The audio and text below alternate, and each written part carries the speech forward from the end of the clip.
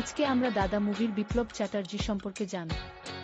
বিপ্লব চ্যাটার্জি অভিনীত এই সিনেমাটি বাংলা চলচ্চিত্রের একটি ক্লাসিক পারিবারিক ও সামাজিক দ্বন্দ্বের গল্প। এই চলচ্চিত্রে বিপ্লব চ্যাটার্জি তার চিরচেনা এবং অত্যন্ত শক্তিশালী নেতিবাচক বা খলনায়কের চরিত্রে অভিনয় করেছেন। গল্পের মূল প্রেক্ষাপট হল একটি সরল ও আদর্শবাদী পরিবারের উপর লোভী ও কুচক্রী মানুষের অত্যাচার। বিপ্লব চ্যাটার্জি এমন এক চতুর ও নিষ্ঠুর ব্যক্তির ভূমিকায় অবতীর্ণ হয়েছেন, যে নিজের স্বার্থ ও সম্পত্তির লোভে একটি সুপ্রতিষ্ঠিত পরিবারকে ভাঙার ষড়যন্ত্র লিপ্ত হয়। তার তীক্ষ্ণ সংলাপ, নিষ্ঠুর চাউনি এবং কুৎসিত চালগুলো সিনেমার নায়ক বা দাদা চরিত্রের সৎ ও আদর্শবাদী লড়াইকে আরও বেশি ফুটিয়ে তোলে।